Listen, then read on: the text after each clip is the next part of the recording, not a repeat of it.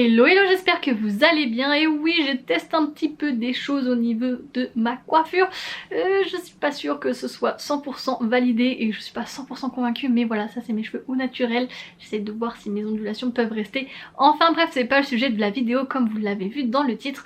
Aujourd'hui nous nous retrouvons pour que je puisse vous présenter mon carnet de lecture. Donc cette année je réitère l'expérience du carnet de lecture. Je vous avais déjà fait une présentation l'année dernière, mais mon organisation est un petit peu différente. J'ai aussi eu plus de matériel, etc. Donc je voulais vous montrer un petit peu comment je m'organise. Cette année j'ai décidé que mon carnet de lecture serait beaucoup plus simple pour que ça puisse aller beaucoup plus vite tout en étant en détente. Voilà, pour pas que je mette la pression car je n'arrivais jamais à finir mes carnets de lecture. J'ai déjà pris un petit peu de retard ce mois-ci, donc il faut que je le rattrape. Mais donc je vais vous partager tout ça en vidéo et on passe tout de suite sous une vue plongeante pour que vous puissiez un peu voir de quoi il est question. On se retrouve donc ici et cette année j'ai décidé de craquer. J'ai profité des soldes sur le site internet Notebook Therapy, là où il y a ce magnifique notebook avec plein d'accessoires, je vous montrerai. Et il était vraiment pas très cher, je crois que c'était une vingtaine d'euros, donc je me suis dit que ça valait carrément le coup. C'est assez important comme coût sur ce site internet, mais quand il y a des soldes ça vaut vraiment la peine, donc je vous conseille de regarder assez régulièrement. Donc cette année j'ai décidé de prendre celui-ci avec un effet velours. Franchement il est vraiment très beau. Je suis très contente de son aspect, même à l'intérieur il est juste un petit peu plus petit. Et pour ceux qui n'ont pas la possibilité de s'acheter des carnets comme ça assez onéreux et de faire une commande sur internet, j'ai une solution, enfin j'ai une alternative à vous proposer. J'utilise pour mes autres carnets et depuis des années cette marque là, Life Journal Dots, que vous pouvez retrouver un petit peu partout. Franchement je les aime vraiment beaucoup. Donc vous avez la version classique juste ici, donc à l'intérieur quand vous ouvrez vous avez des petits points comme ça classiques, et vous avez aussi la version avec un petit ruban pour pouvoir le fermer plus efficacement si vous avez pas mal de crafting à l'intérieur. Donc c'est plutôt pas mal. Et voilà, quand je compare la taille, vraiment le carnet de lecture est carrément plus petit, mais ça ne me dérange pas pour autant. Cette année j'ai décidé de partir sur un journal de lecture beaucoup plus simple que les années précédentes. En plus celui-ci je l'ai commandé assez tardivement, donc j'ai pris du retard finalement dans mes revues littéraires. J'essaye d'être un petit peu plus régulière parce que vraiment ça me détend.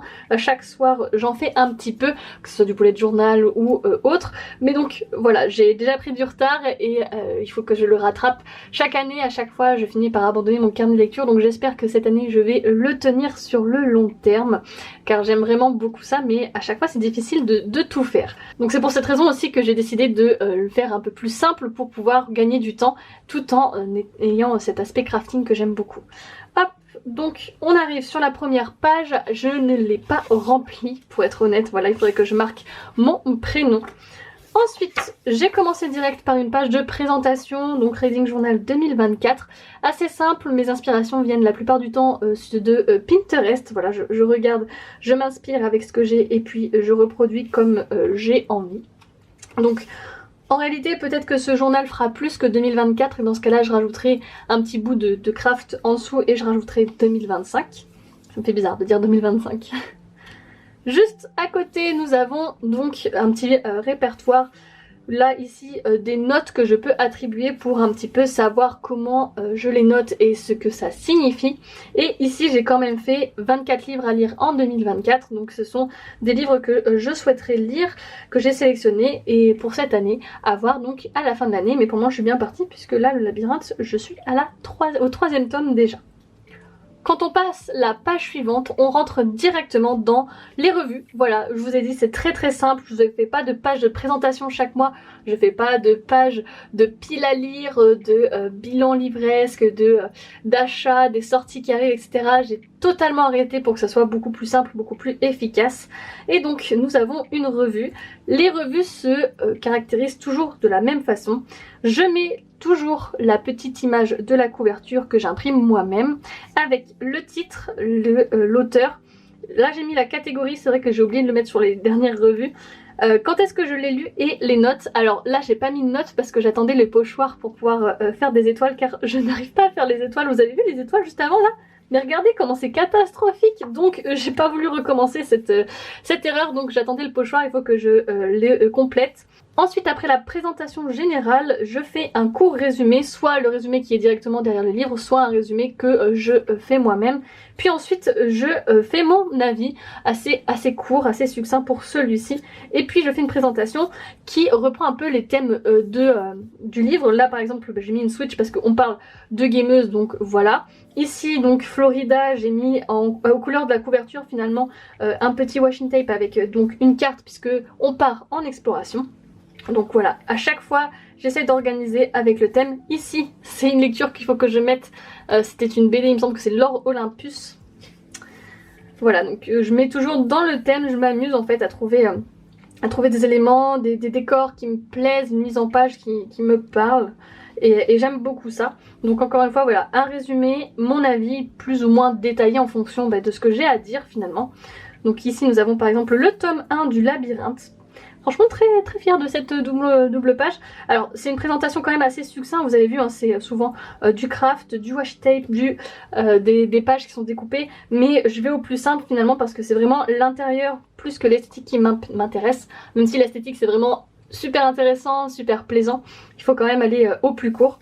Et donc on termine là avec Keleana tome 3, vous avez vu je l'ai lu en janvier 2024, c'était la même dernière lecture. Donc il faut que je rattrape mon retard car on est fin février et j'ai toujours pas commencé les revues de février. Donc ici c'est pareil, je les ai fait au pochoir, vous voyez c'est beaucoup plus propre pour l'ensemble.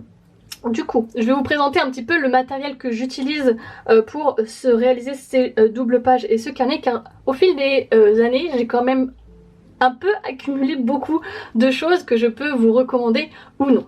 Déjà avec ce carnet j'ai pris en commande également ces pochoirs, donc ce sont des lettres en fait que vous pouvez colorier puis ensuite mettre en tampon sur votre carnet. Je trouvais vraiment l'idée super sympa, un peu en style machine à écrire. Donc vous avez tout l'alphabet avec quelques symboles. C'était assez onéreux mais c'est plutôt sympa. Par contre c'est vrai que ça met du temps de le colorier, de le tamponner, etc. Et j'ai eu quelques loupés parce que finalement quand on essaye de les mettre les uns à côté des autres, eh bien il peut y avoir des petits cafouillages en fait au niveau de la hauteur, de l'espacement des lettres, etc. C'est quelque chose qu'il faut approvisionner, s'approprier, voilà, et qu'il faut maîtriser, mais c'est plutôt sympa, ça rajoute un petit peu de cachet, un petit peu de, comment dire, de charme je trouve dans le carnet, qui n'est pas seulement que des choses écrites à la main. Donc voilà, je l'ai déjà utilisé plus pour mon bullet journal que pour le journal de lecture, mais c'est très sympa. Ensuite ici les incontournables que vous pouvez voir, les masking tape, donc ce sont des petits rouleaux de scotch adhésifs mais pas trop, enfin en tout cas qui peuvent se coller, se décoller sur du papier, ça rajoute également beaucoup de charme. Ici ce sont ceux qui m'ont été offerts par mes amis à mon anniversaire, donc je ne sais pas trop où ils les ont eu, je soupçonne un petit Amazon ou Temu, vous pouvez en retrouver facilement. Je sais qu'aussi il y en a par exemple chez Action, attendez j'en ai plein. Par exemple voilà, ça c'est un set qui vient de chez Action typiquement, que vous pouvez retrouver à 2 ou 3 euros, que vous pouvez utiliser. Donc ils sont super sympas, ils sont assez variés, il y a pas mal de couleurs, donc j'en ai un deuxième comme ceci, plus celui-là, donc vraiment j'en ai pas mal, je trouve que c'est vraiment des choses faciles à utiliser. En termes de crayons pour écrire et colorier tout ça, évidemment les incontournables, donc c'est les Papermate Flair, donc le noir. Celui-là il est réutilisé et réutilisé, racheté, donc ils sont vraiment top. Je les utilise aussi pour mes corrections de copies, donc autant vous dire qu'ils sont rentabilisés et ils sont assez variés. Il y a plein de déclinaisons qui peuvent exister, il y a des couleurs pastel, etc. si vous souhaitez, mais c'est quand même assez cher, mais je trouve que c'est un indispensable finalement dans ce genre de tenue de carnet. Et enfin je vous recommande également ceci, hop je vais vous montrer, vous trouvez ça chez Action, donc ce sont des feutres. Alors j'ai fait mon micmac, j'en ai acheté plusieurs puis j'ai gardé ceux qui m'intéressaient le plus. Donc ce sont des feutres qui sont super sympas car on a une partie fine donc que vous pouvez utiliser pour écrire par exemple, donc qui est vraiment bien réalisée, et ensuite une partie brush, donc une partie un peu plus épaisse que vous pouvez utiliser sous forme de pinceau. Ah je m'en suis mis sur le doigt, super. Donc voilà, là les couleurs sont assez variées, j'aime beaucoup les associer aux couvertures des livres, donc c'est vraiment pratique d'avoir comme ça un arc-en-ciel. Vous les retrouvez aussi pas trop cher à Action, donc si vous souhaitez, vous avez plusieurs gammes de couleurs et vous pouvez faire votre petit nuancier, c'est fort agréable je trouve. Je vais pas vous cacher et vous mentir, mais la plupart de mes accessoires viennent de chez Action. J'utilise également des planches de stickers comme ça que vous pouvez retrouver à 1 € sur des thèmes assez variés. Donc là ça ressemble un petit peu à la nature au printemps par exemple. Ensuite j'avais craqué pour la planche sur les deux planches sur l'astrologie, donc que j'ai déjà utilisé par exemple. Vraiment ils sont top hein, ces stickers. Là encore plutôt cottagecore, j'aime bien. Hop, comme ceci. Et enfin un dernier, pareil dans quasiment les mêmes thèmes, j'aime beaucoup ces couleurs donc je les prends. Voilà, ça peut être très sympa pour agrémenter vos revues. J'ai aussi acheté ceci, donc c'est un carnet dans lequel vous allez trouver des pages blanches, des pages en craft comme ça cartonnées et des pages noires, donc ça c'est top pour pouvoir faire des petits coins externes. Donc j'avais par exemple acheté des enveloppes craft pour pouvoir faire des crafts, mais il m'en restait plus, donc j'ai acheté ceci. Alors par contre ils sont très épais celles-ci, donc c'est dommage. Je trouverais une solution un peu moins encombrante et un peu plus facile à utiliser je pense pour le côté craft de mes boulettes. Vous voyez avant j'avais ce genre de petits sachets, donc c'est vraiment tout fin, tout léger, que je découpais, que je déchirais, etc. Donc ça c'est top pour pouvoir mettre un peu de craft par rapport au papier cartonné que je vous ai présenté juste avant. J'ai également pris un très vieux livre que j'ai trouvé en boîte à lire, que j'ai complètement déchiré, déchiqueté pour pouvoir voilà, prendre des feuilles comme ça, les déchirer comme je le souhaite pour pouvoir agrémenter mon bullet journal. Franchement au début ça me faisait mal au cœur, mais aujourd'hui vu comment je l'utilise vraiment souvent dans mes boulettes, je me dis mais en fait pourquoi je n'y ai pas pensé plus tôt. C'est vraiment super accessible, voilà, dans une boîte à lire vous pouvez en trouver et ça fait vraiment quelque chose de plus je trouve dans le bullet. Mes amis m'ont offert toute une panoplie voilà de pochoirs pour mon anniversaire. Pareil ils ont dû trouver je pense un lot sur Amazon, donc il y en a vraiment beaucoup si vous souhaitez en mettre des motifs etc que vous savez pas trop dessiner. Vous voyez j'ai pris la flèche par exemple ici pour Kéléana, voilà les étoiles ici dont je vous parlais puisque c'est vraiment un indispensable. Là vous avez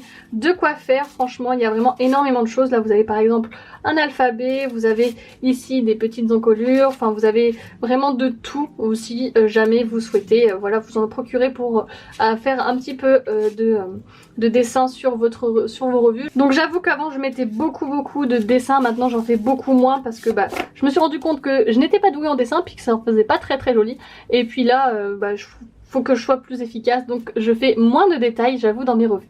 J'utilise aussi ces petits rubans, pareil qu'on trouve chez Action, que je viens coller. J'aime vraiment beaucoup le rendu. Enfin, j'ai toujours utilisé des rubans comme ça, même si c'est pas forcément approprié au bullet journal.